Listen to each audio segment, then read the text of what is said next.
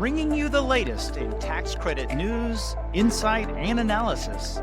This is Tax Credit Tuesday with your host, Michael Novogradac. Hello, I'm Michael Novogradac, and this is Tax Credit Tuesday. This is the April 14th, 2026 episode.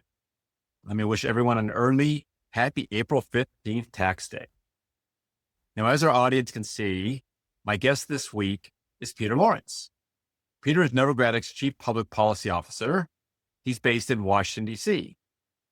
Peter is back on Tax Credit Tuesday to premiere a new Tax Credit Tuesday series, a series we're calling Washington Watch. This is going to be our third Tax Credit Tuesday series. The other two are So You Want to Be a LIHTC Developer, as well as our Renewable Energy Tax Credit Finance series. Now, this new series will have Peter here periodically to provide an update as to what is happening in Washington, D.C., with a focus on niche updates that our listeners may have missed or may be outside but adjacent to their individual tax credit and tax incentive activities. For our inaugural Washington Watch with Peter Lawrence, we have developments regarding the low-income housing tax credit, the Opportunity Zones incentive, as well as the budget for the U.S. Department of Housing and Urban Development, also known as HUD.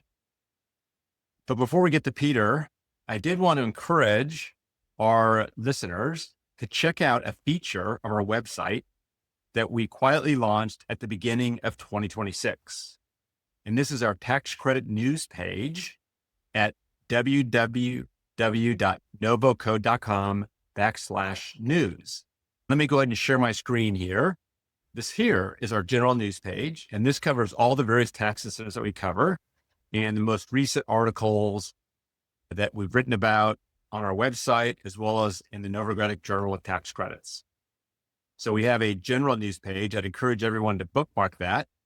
And then we also have more targeted news pages. We have one on affordable housing news, which is all things LIHTC. So if you're working in the long-stay tax credit space, you should bookmark this page and check it frequently for breaking news.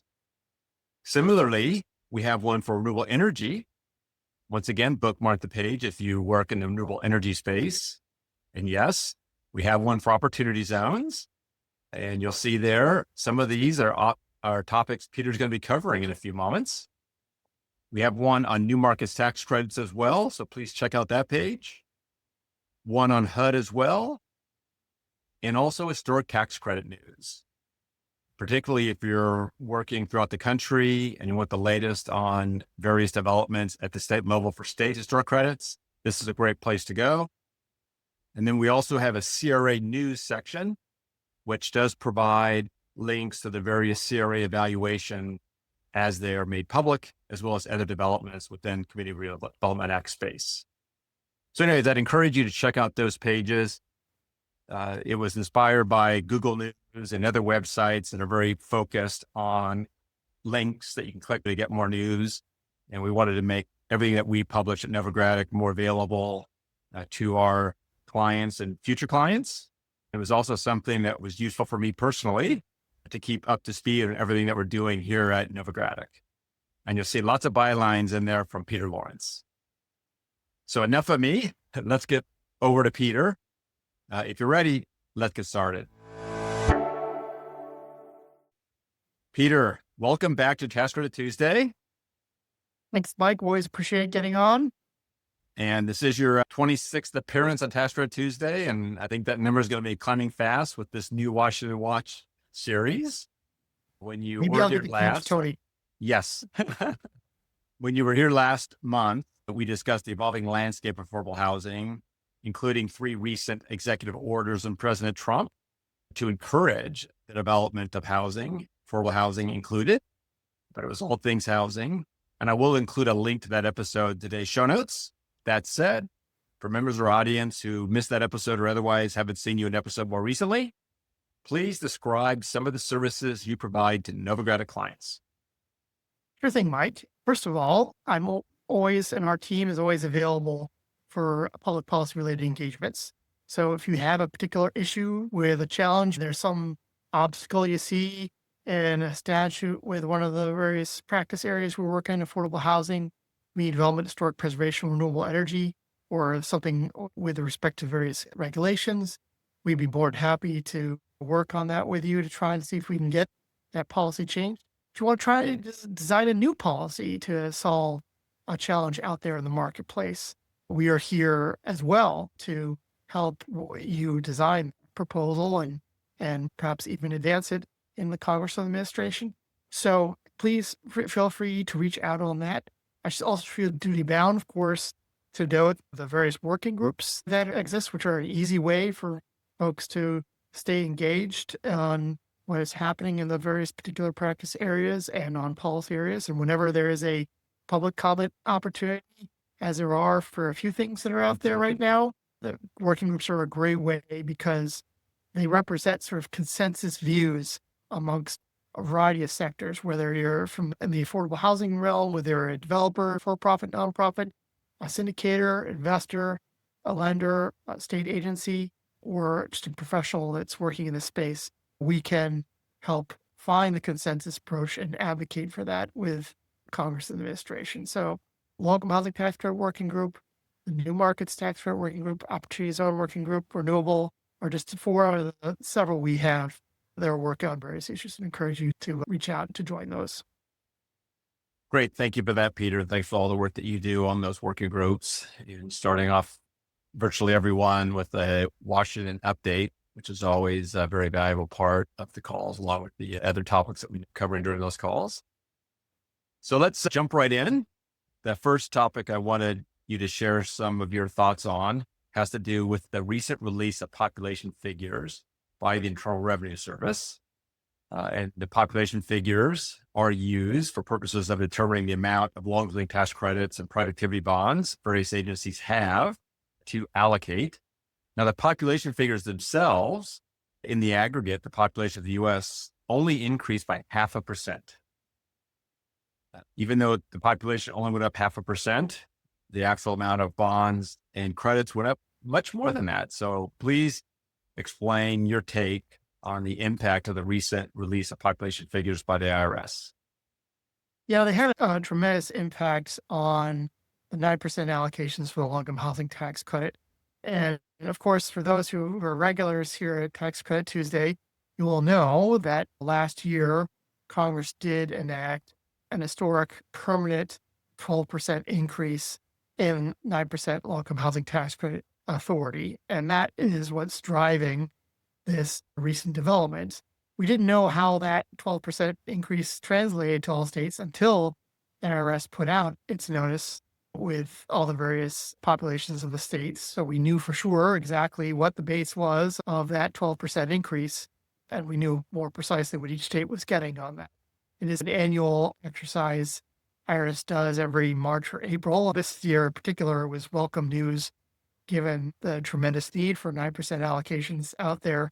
To have this record increase is a welcome increase in the amount of resources that states can now use to help finance properties. And we know that costs are going up considerably in development, so some of that increase might be caught up in that. But we do know states will be able to give more allocation to more properties this year as a result of the allocation. So that is great news. On the bond side, there is a more modest increase. Sometimes you have jumps whenever the inflation factor results in a step up in the per capita amount. Usually it happens in $5 increments. And so that often will lead to sudden jumps in the amount of bonds available. There's more of a gradual situation for the bond small state minimum, because that sort of goes up with how inflation goes up. But we do know there's going to be big changes on the bond side too, right? As we've talked about previously, Mike, with lowering of the private activity bond financing threshold for 4% credits from 50% to 25%. It's not going to be necessarily every state doubling their production, because there are a lot of factors that go into that. Some states may choose to allow for higher bonds per project, and some states may choose to use the free bond cap for non-rental housing purposes too. So we won't know for sure until next year how the 26 volume changes. We're expecting changes there, but we'll see that as it plays out over the course of the year. Great. Thank you for that. And being the accountant, I can't help but point out that the 9% credits went up 14.4% by Peter and his team's calculations, if that's correct. And that 14.4%, for those of you who are watching YouTube, saw me cycling through the web page that talks about the population release and the impact it has. But 9% credits going up 14.4%, and private activity bond allocations going up 4.1%. So both notable increases. And you might be wondering if the 9% credit was because of the tax law change last year was up 12%, population was up 0.5%. How do we get to 14.4? And that has to do with the inflation adjustment getting layered in as well. And then the same applies for private activity bonds. And then there's also certain rounding conventions that can make it a little bit lumpy in terms of how those changes flow through. Anything else, Peter, on the population increase and the increase in the resources?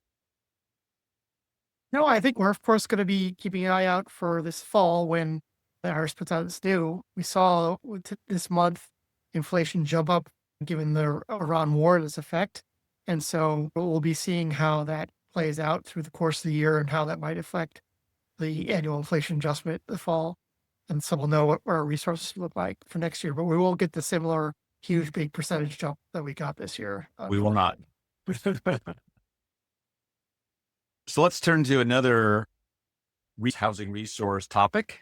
And that has to deal with President Trump's recent release of a budget for the Department of Housing and Urban Development. Now, the proposal, to me, in some ways, was most notable by what it didn't include.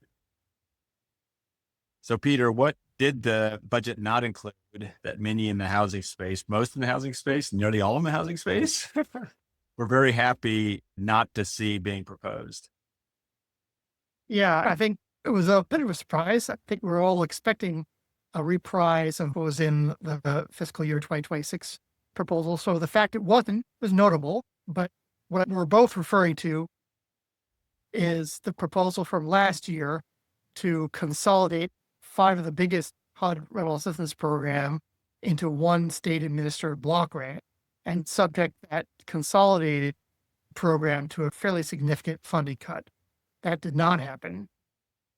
So the Housing Choice Voucher Program, Project-Based Rental Assistance Program, Public Housing, Section 202 Housing for the Elderly, and Section 811 Housing for People with Disabilities are all separate programs and proposed separately in this fiscal year 2027 budget request, which is welcome news. And while not every single one got increases, the voucher program did get somewhat of an increase. But that's welcome news. We're all breathing a sigh of relief because I think there were a lot of folks who are worried about the implications and the underwriting of housing credit properties, given that big funding cut and the consolidation. Block grant in particular, history has shown that it erodes over time rather than HUD has historically budgeted for rental assistance programs.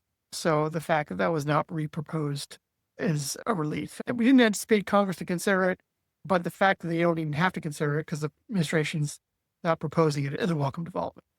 I totally agree. And as you know, because we were on many sessions together, I was focusing on trying to alert the broader community that a year ago Trump proposed this. They could propose it again. Congress didn't adopt it, trying to preempt concerns that might get expressed if Trump had proposed it. And I was certainly glad to see that that discussion wasn't actually necessary. But so that there's certainly something that was a bit of a sigh of relief. That said, the proposal would cut the home and community development block grant programs. So please share with what's being proposed in the Trump budget there, as well as other items that are in the Trump HUD budget that you think would be most notable to our audience. Sure thing, Mike. Overall, and I do believe we have a blog post where we go through this, and I'm sure you'll plan to include that in the show notes. But the overall HUD was proposed to get a $10.7 billion cut. So non-significant overall as last year as well.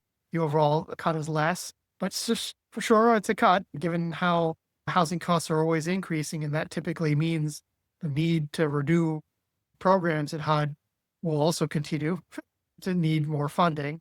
It's never a welcome thing to see a percentage cut like 10.7. But that cut is concentrated on proposing to get rid of funding for various programs like home. Administration did in its 26 request, so that's a repeat. Same thing for CDBG. There are also proposals to get no funding for the housing with people with AIDS, and a number of other programs have been proposed to be zero funded out. So that's not good news on that front. Family sufficiency programs, which are designed to encourage HUD assist households to save, those are proposed to have funding. But I would say the biggest change, and I think the one that's causing the most concern in the affordable housing community, is the proposal to restructure the McKinney-Vento homeless assistance programs. Most of the funding, vast majority of the funding historically, has been for those programs done through what's called the Continuum Care Program, which is a regional-based program, a partnership between state and local governments, as well as various local nonprofits involved in homelessness programs.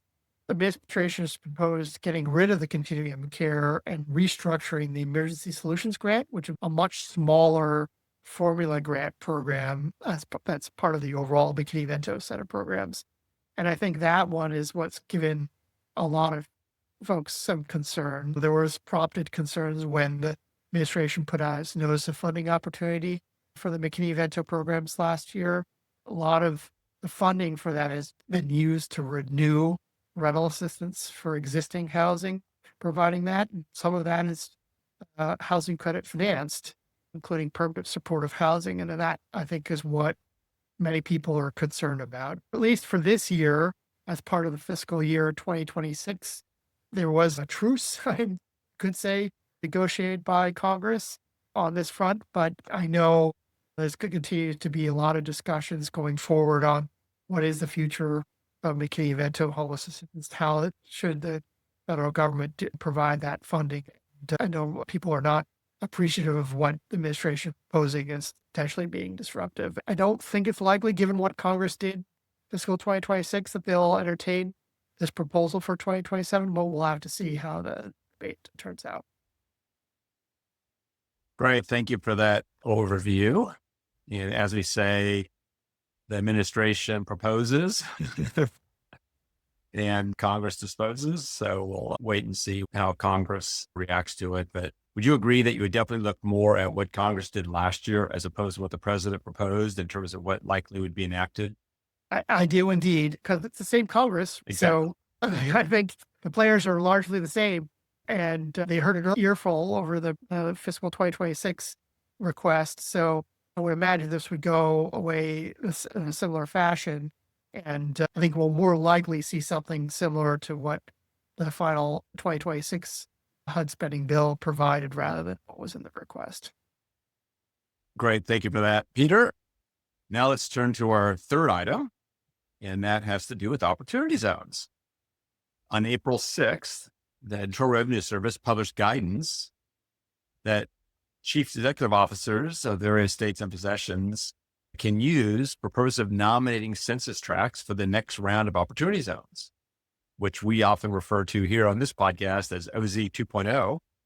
And the nomination period opens July 1st, with the new zones taking effect January 1, 2027. So Peter, our Opportunity Zones Working Group submitted lots of comment letters to Treasury and the IRS about the implementation of the One Big Beautiful Bill Act and its creation of a new round, or making the Opportunity Zone designation process permanent on a 10-year cycle. What does our audience need to know from this release? Yeah, it's something we've been eagerly waiting for a while now. And so I was really glad to see it come out, because it does lay out the process that governors can use to help designate new zones. And we have a great mapping tool is being updated by that guidance to help you figure out what we think is eligible under the guidance the Treasury put out. Most helpfully, in some respects, from my perspective, Mike, is the Treasury did hint at there is a possibility for governors to nominate tracts that don't appear based on what the initial guidance are provided to be able to nominate. There's a process. We know the data used to determine eligibility is subject to some error. We've talked about that. I know you've had Jason talk about that in Yes. detail on the podcast, and the working group has submitted letters to comment on that. So we were very happy to see the Treasury provide an avenue for governors to nominate that. But I think there are some details on how that process will go forward that Treasury needs to provide a little bit more guidance on. And imagine that Jason will be working with Treasury to elucidate that path so it's more clear what each governor is going to need to do to nominate those tracks that are on the bubble. Great. Thank you for that. And it was also interesting that if a state does nominate tracks on July 1st, those nominations are treated as received at the end of the 90 days. So it was interesting that, there were some that were thinking maybe I should get an advance start or something on the zones, but that was interesting to me. It was also interesting, not related to the designation of the tracks, but the notice does confirm that the existing tracks continue through 2028.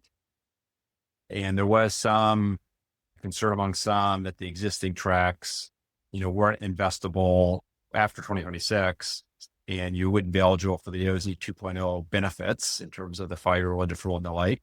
And I think the notice does clarify that those tracks are fully investable for the full sort of 2-year period, which doesn't change the fact that there's a number of transition rules and the rest that we've submitted comment letters on to get more guidance from Treasury as to how to confirm qualified opportunities on business continues to qualify after 2028 when the zones do end up expiring. But obviously the business itself can continue to be an opportunity zone business.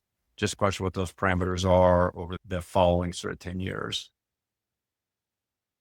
Any other quick takes on the nomination process or from that notice?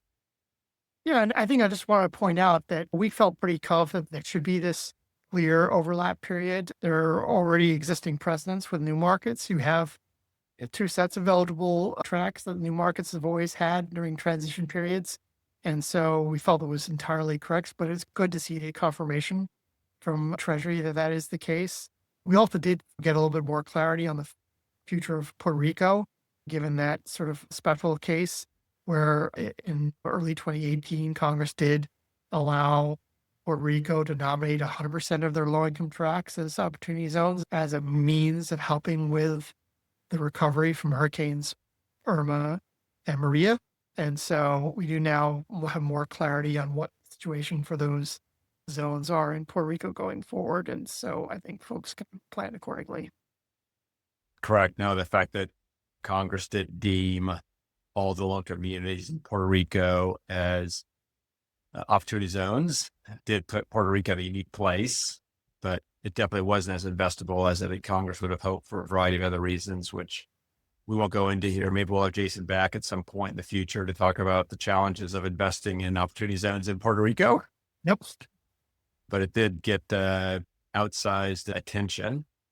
And just to maybe build out what Peter was saying with respect to Puerto Rico is while tracks in general that are the current tracks expire at the end of 2028, the Puerto Rico tracks expire at the end of 2027. So that's obviously 1 year earlier. And that's just a question as to when the 10-year measuring period starts from a designation perspective. Anything else you want to say on opportunity zones at this time, Peter?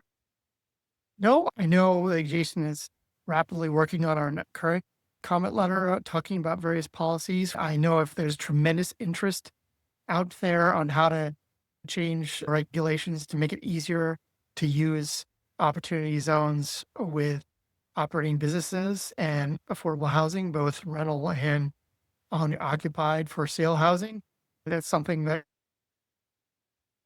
we'll be submitting to Treasury soon, among many other key important policy issues. So if you're interested in shaping that, please consider joining the Opportunity Zone Working Group to help shape those comments and contribute to the conversation.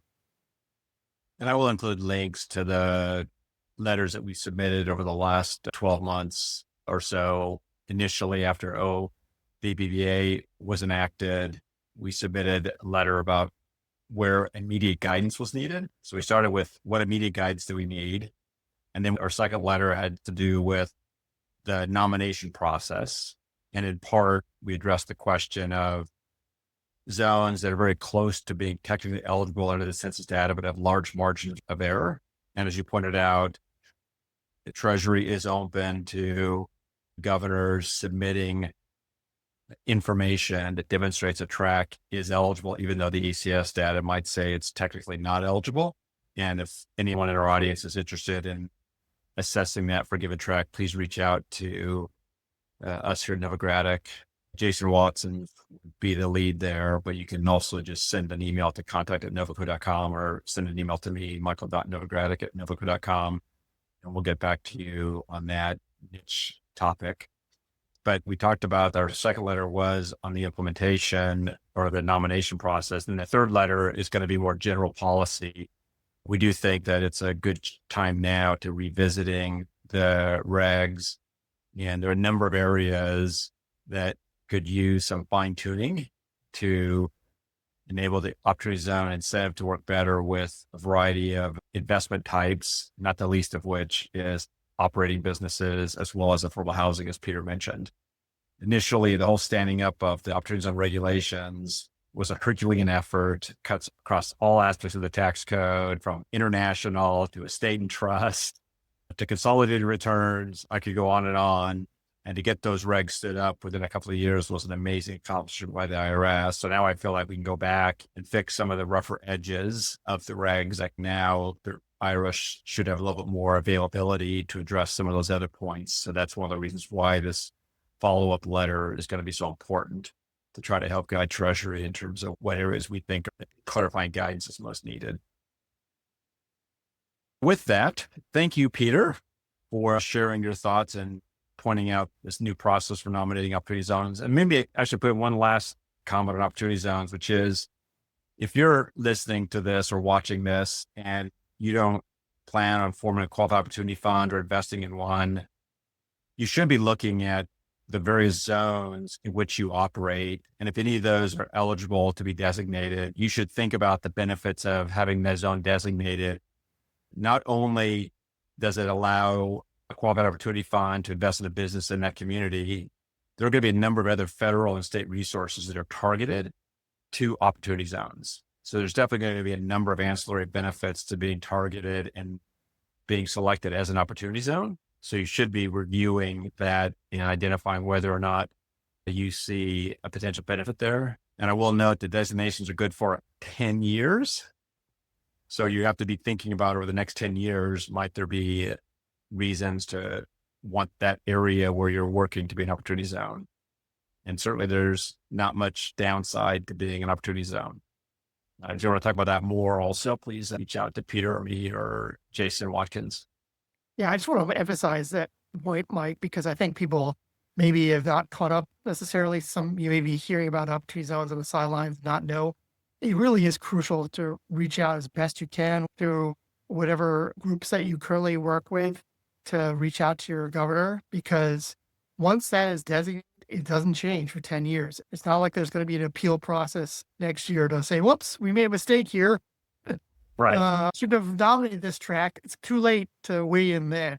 So you need to weigh in now, ideally before July 1st, because although despite your point, Mike, about how anyone who makes a submission is treated until the end of the 30-day period, it will be too late for many governors' offices to start weighing in on July 1st to have a true influence in the process. I think most governors will, if not be ready to submit on that day, will be getting well towards the end of their process. And you don't want to miss that train, because for example, if I'm the owner of a 515 property that needs to be recapitalized, for example, and you want to take advantage of the new rural zones with the ability to transpose the equity and beneficial rate for our opportunity zones, you want to work with your governor and say, hey, this could be a way to preserve some really important rural and housing in your state, governor, to designate this particular zone where the properties exist as opposed to another zone. And so you need to weigh in as early as the process to have a good chance of that. That's one reason why Yes. you're not doing a qualified opportunity zone yourself or investing in one, why you should pay attention to this process. I'm glad you emphasized that because we're getting calls. Jason Watkins is getting calls all the time from various states asking about the designation process and seeking his advice and the rest. So it's very much happening now. And hopefully when I mentioned Jason's name, I never said Jason Smith. But if I did, Jason's going to let me know because Jason Watkins knows that, and many of the audience knows that periodically I'm just so used to saying Chairman Jason Smith. Sometimes I don't say Jason Watkins, but he knows who I mean.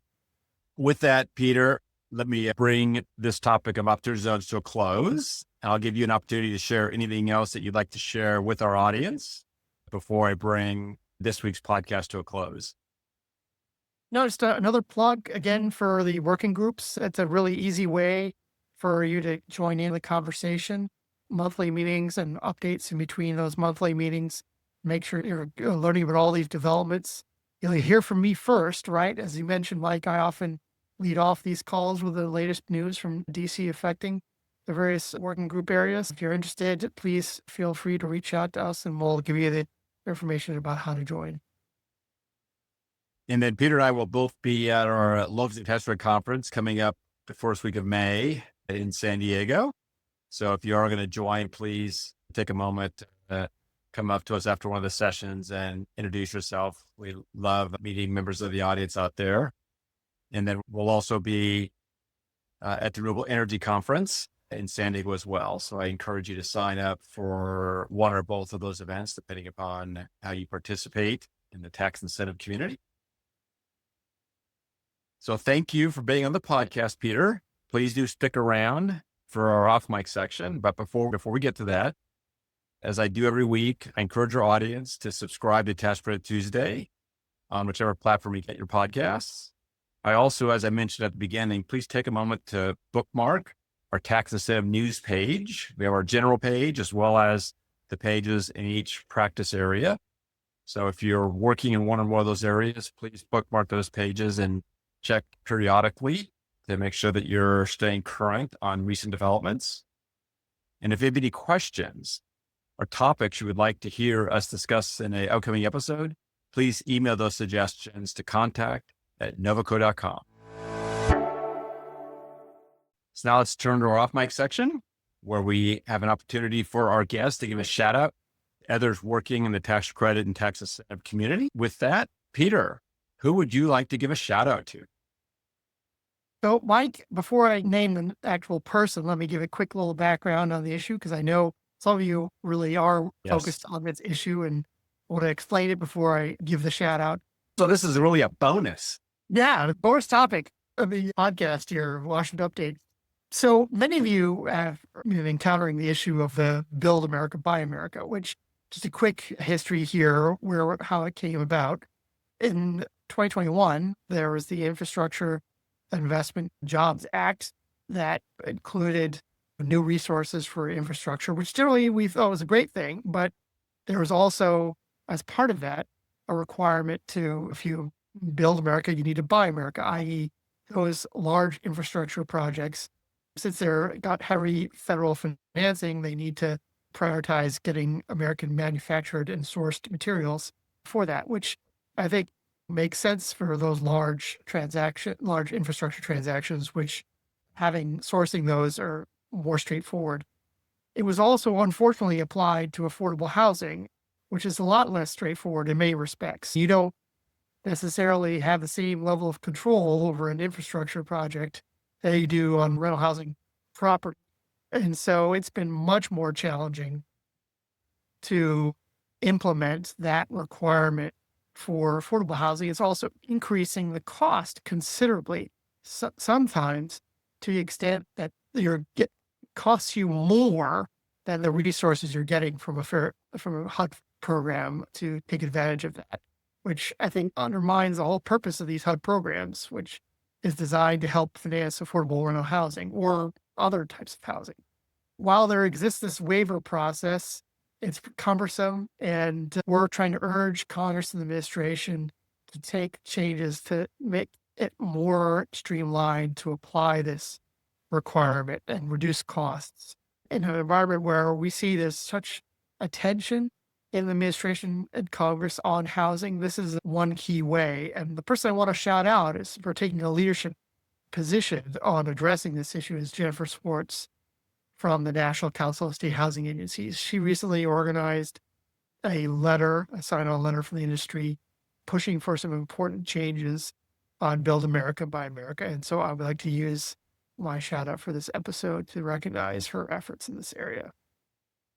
Great. Thank you for that, Peter. And I echo your shout out to Jennifer Schwartz. She could be shout out for a whole host of topics. Bob, just the most recent. So we all... Including co-chairing the Action Campaign, which is the coalition of coalitions and focused on a low-income housing tax credit. We definitely appreciate her service on that. And the Build America, Buy America effort is one of a series of many of her efforts to help contribute to the affordable housing community. Yes, indeed. So thank you very much, Jennifer Schwartz with National Council of State Housing Agencies. Thank you, Peter, for being on the inaugural Washington Watch podcast series for Tax Credit Tuesday. We look forward to having you back for more Washington Watch topics. And to our audience, I'm Michael Novogradac. Thanks for listening.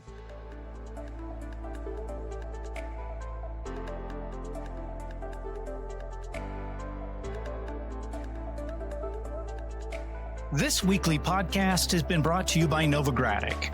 Archived podcasts are available online at www.novoco.com/podcast or by subscribing to the Tax Credit Tuesday podcast in iTunes, Spotify, YouTube, and Radio Public. You can find related links referenced in this podcast on our website at www.novoco.com/podcast. Novogradac is a national certified public accounting and consulting firm with offices nationwide. Learn more about our professional services at www.novoco.com.